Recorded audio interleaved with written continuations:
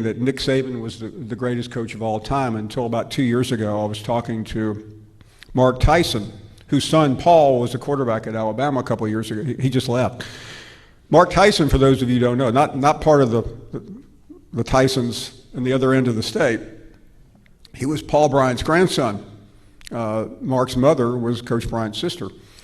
And we were talking one day, and I said, well, your grandfather was such a great coach. He said, you can say it. I said, what do you want me to say? He said, you can say Nick Saban's the greatest coach of all time.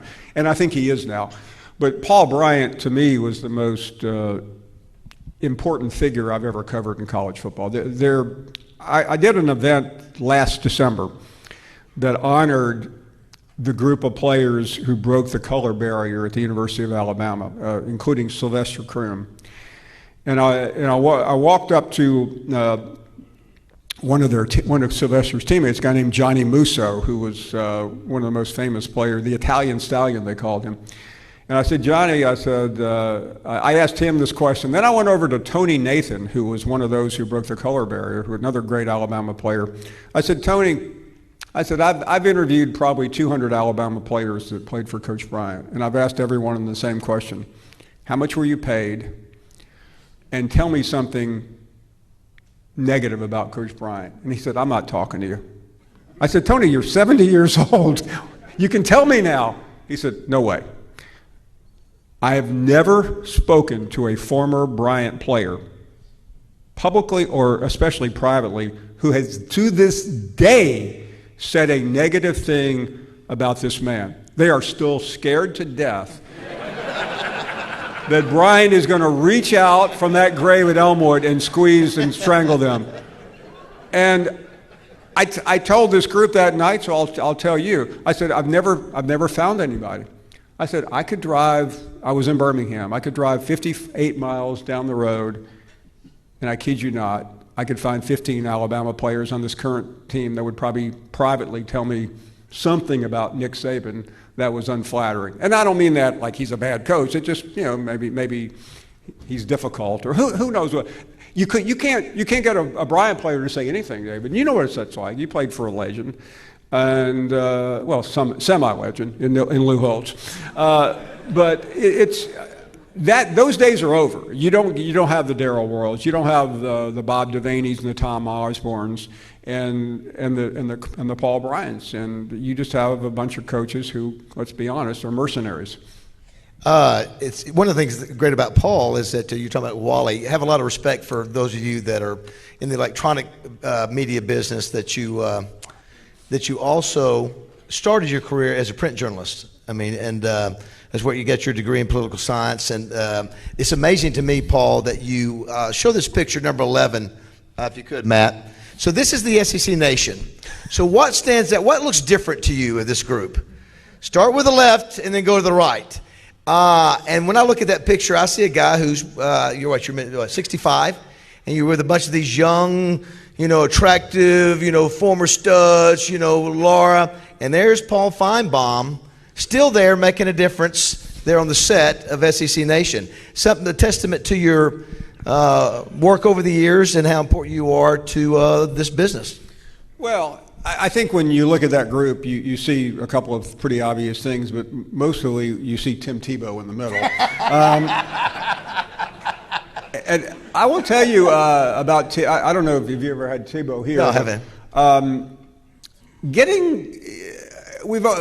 Anybody in David's in my business have been around celebrity, whether it's country music or acting, but I've never been around anyone quite like Tim Tebow. I was with him once in L.A., and I asked him what did he miss the most about being an athlete, and he told me he missed primarily the idea of being able to affect people, and that's why he continues with his ministry. And he told me a story once. I don't know if you remember. I think it was the 2012 Super Bowl, and I promise you I'm not getting political here. I'm just telling you what he told me.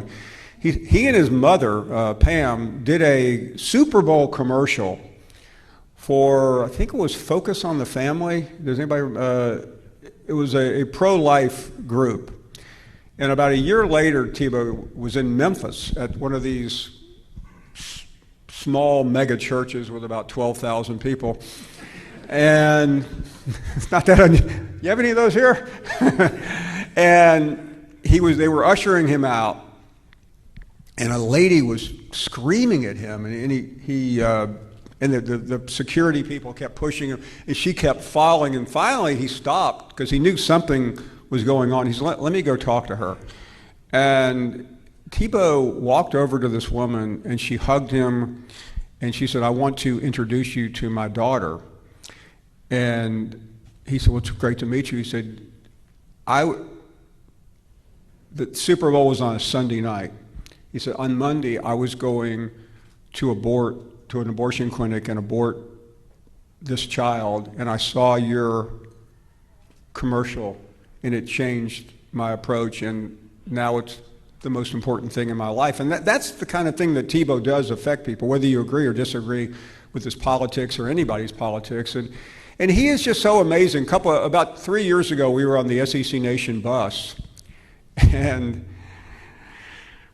I'm somewhat oblivious to people around me, because at ESPN, there are a lot of people that you kind of become a little bit immune to celebrity or who people are. And there was a young lady sitting there, and she had a baseball cap on and sunglasses, and I just sat down because I was waiting to get makeup.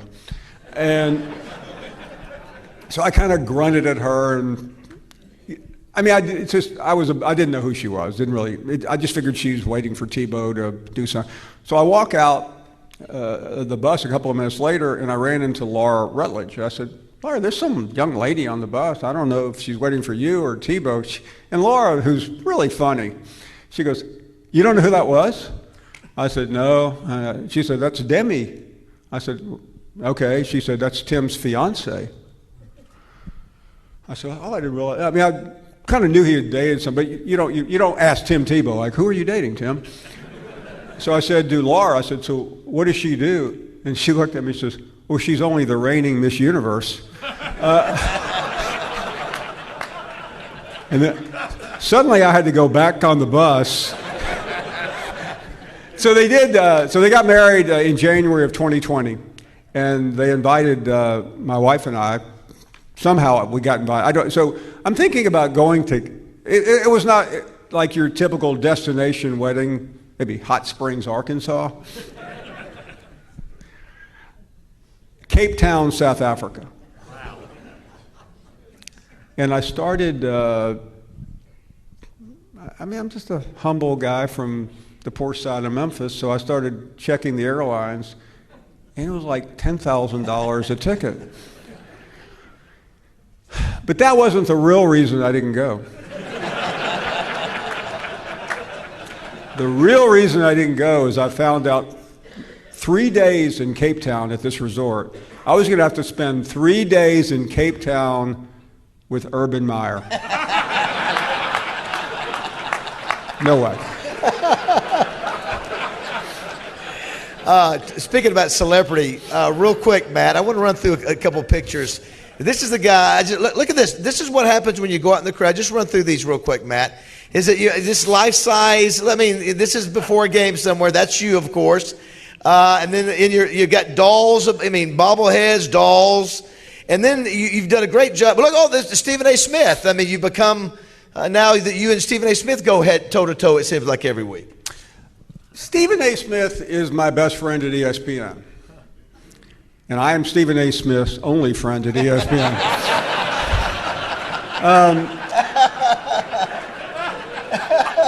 I kid you not. He is. There's no way I could convince you of this, but so I'll give it a shot. He is one of the most interesting people. I used to do a couple of days a week in New York. Some of you may remember. And he would have lunch every day in his little office, and he'd call me in, and I would sit there and listen to Stephen A. Smith, and you would think he was an entry-level employee because nobody respects me and nobody gives me the. And now he's making $12 million a year, and I'm still, working weekends and to try to earn extra money. It's just, but yeah, I don't know what to make out of him. I was arguing with him last week about, I mean, he was convinced that Texas was going to put Alabama was going to put a beat down on Texas, and he was calling out. Can we ever talk about the University of Texas without mentioning Matthew McConaughey? I mean, is he the only famous person that ever went to the University of Texas? I'm not even sure he went to the University of Texas. But anyway, but Stephen A. is. Give him a chance. He's an aspiring young guy trying to make it in this world. Now, one of the things you have to do, you talk about being, it is a pretty cool thing, the fact that you covered Paul Bear Bryant and you've covered Nick Saban. Hardly anybody else can say that. No. So, Nick Saban, one of the things you've had to sometimes go toe-to-toe with Coach Saban. This is a clip. This is before the clip, but this was from, I think it was SEC Media Days, yeah. Paul, when one of his players had, I guess, been pulled over for possession. And watch Paul and Nick Saban go toe-to-toe here. Just about a minute and a half clip, or a minute clip. A lot of people, that's a very bad look for your program, that you're working out internally but not suspending them publicly for an important game against Southern Cal. How do you answer those critics? Well, I don't really care to answer the critics because I'm going to do what's right for the players. And if the players really did anything that wrong, they would have got charged with something. All right, so well, I mean, just because they got arrested, that's debatable if you listen to what the district attorney said in his simply unintelligent response. Didn't say what all was. Like, there were 4 people in the car. Why did the 2 football players get arrested and the other guys not get arrested? All right, there's no law about concealed weapons in Louisiana. Is that right, Marcus? You're from Louisiana. All right, so why did they search the car just because there was a gun on the seat? Do you think they were persecuting the football players? I don't. There's just a lot of questions there that are reasons that there weren't charges brought against these guys. Now, we're going to do now, do we condone the behavior? No.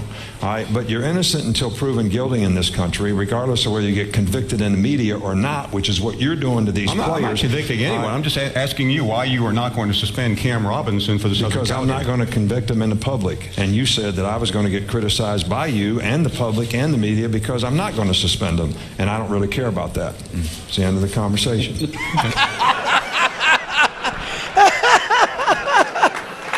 I remember that live. I think I was there around that. So, what's it like dealing with the Saban? Here's what happened afterwards, which you didn't see. I think John saw it. He was right behind it with a camera, or one of his guys. So the segment ends, and he jumps up, and there's picture.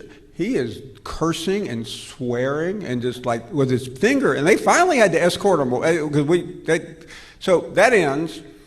And a couple of minutes later, about an hour, 20 minutes later, 30 minutes later, maybe closer to an hour, I'm walking through to go to the washroom, and he's coming out, and he starts all over again. He said, "You don't know what you're talking about. You know." I mean, he's just screaming and hollering and cursing.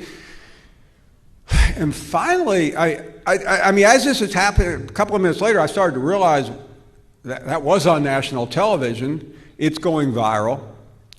I'm getting texts from Colin Cowherd and Jim Rome saying, "Way to stand up to him." I'm getting criticism from all the local Bama bubbas. So fine. I mean, but I really I felt like I had a legitimate question. And then 30 minutes later, my phone starts ringing, and it's Nick Saban. And I'm saying, screw him. I'm not talking to him.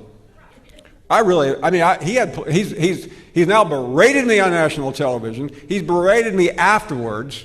He's now berated me coming out of the men's room. What in the world? What left is there to say?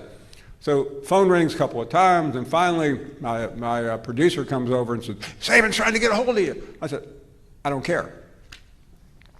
Finally, my bosses walk over to me and said, "Do you realize you have infringed our relationship with Nick Saban?" I'm like, at that point, I didn't care to ever hear Nick Saban's name again. So another one came over, a little more senior, and said, "I understand he's trying to call you. It really wouldn't be a bad idea if you talk to him, okay?" So finally, I take the call. So what's happening is Saban got in his car with his publicity guy and started realizing how crazy the reaction was and how he had acted. So I said, "Hello." He said, "Hey, Paul." I said, "Coach?" He goes, Do you think, well, what would you have done? What would you have done? Most people would have said, listen, I didn't mean to attack you 3 times. Saban's reaction was, listen, buddy, I hope you don't think I'm mad at you.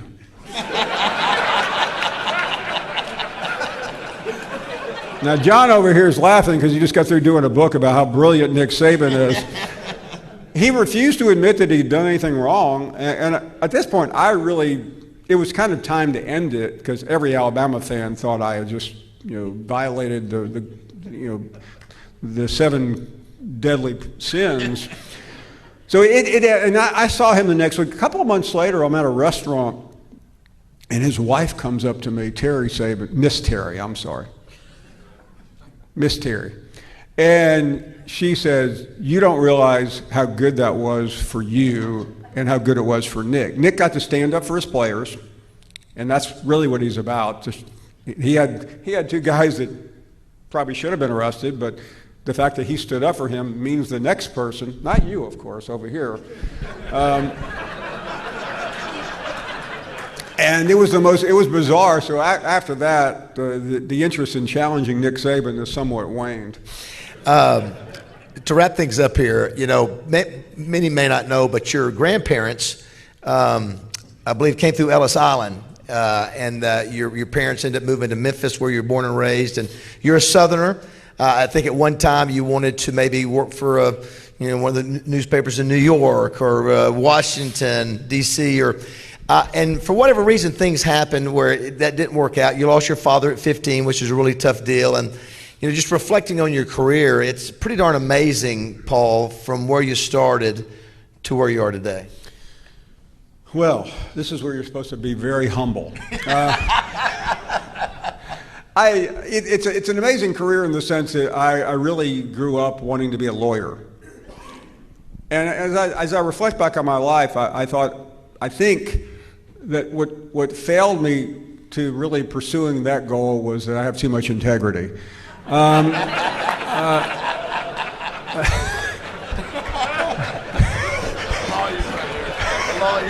you a lawyer? All these lawyers. What type of lawyer are you? A good one. Are you a defense lawyer? Yes. Good. Because I've had enough of plaintiff lawyers in my life. I think they all should be shot. But it's been. I really don't know how to answer that because very little in my career has been planned or predicted. But I do feel very fortunate and blessed to have, number one, married a wonderful person who has stuck with me for 33 years. I think she has been really the key ingredient to everything I've done. And I cringe when I go back and look at some of the things that I used to write. I used to be a writer, and Wally can relate to this. Back in the day, there really wasn't this line. There was just no line of demarcation. I mean, I was the first person in Alabama to speak the truth. I had a friend of Coach Bryant's once came up to me, and I was 30 years old and very full of myself, I might add. And I said to him, his name was John Forney. He was the broadcaster for the University of Alabama. I said, John, what do you think Coach Bryant would have done with somebody like me? He said, oh, Paul, that would have been simple. He said, you'd have been at the bottom of the Tuscaloosa River. And I just think that I feel most fortunate, David, to have covered that part of that era of football. And I'm not here to besmirch what is happening today. But I was in Birmingham about 3 months ago speaking to what's called the Red Elephant Club.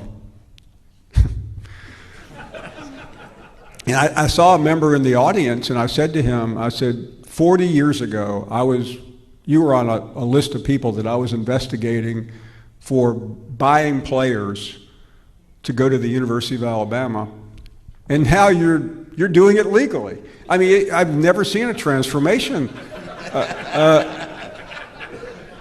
And according to Coach Saban, they're not doing enough. I mean, for those who missed, that was the whole purpose of that thing that he got in trouble with Jimbo. He was pleading with that group, we need to spend more money to buy players. And apparently they missed in the wide receiver category. But it's been an amazing career to be able to I mean, I would have never dreamed when I was an aspiring journalist to be sitting here at a group like this. But ultimately, what has helped me succeed are fans like you. And I say this because when this show went to the SEC network, the idea was it was supposed to be representative of the SEC fans. Now, it was basically representative of the Alabama fans when we first got there, because that was the core of the group.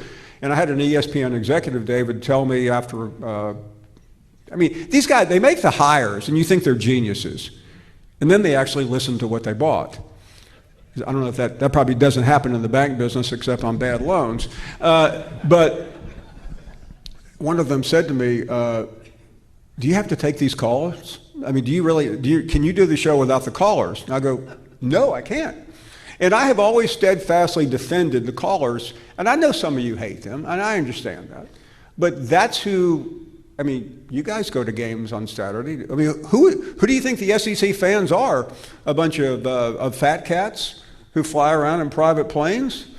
No, I mean, they are rank and file people who work hard and spend their vacation time going to football games on Saturday. And that's to me has been, of all the things that I've done, I am most proud of being able to connect with the fans. And sometimes you get the bad apple. Sometimes you get the Harvey Updike who called us 10 years ago and bragged about poisoning the tumors trees at Auburn.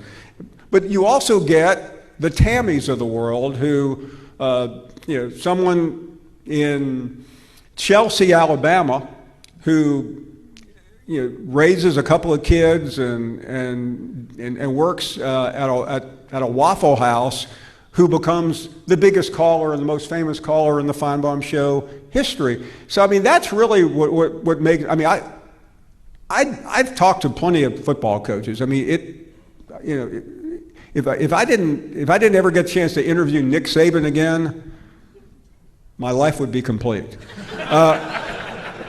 But every once in a while, you do run into somebody unique. You do run into a Sam and Jamie Pittman, who are salt of the earth, who are the antithesis of the new wave coaches.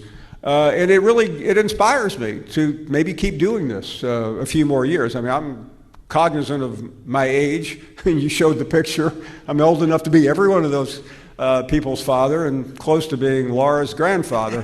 But it really is fun. And I don't mean to wax poetic, but I do think too often we forget about the fans that made the University of Arkansas and the SEC and college football at Arkansas State. You've got my good friend Butch Jones, who tried to get me fired from the SEC network when he was at Tennessee. I mean, you've got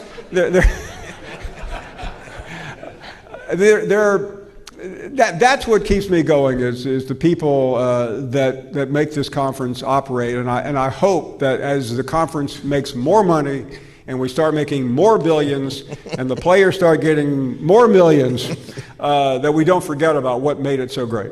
Well, we're glad that this is your third time here. Let's not make it 10 years. Let's give it up, everybody, for Paul Finebaum.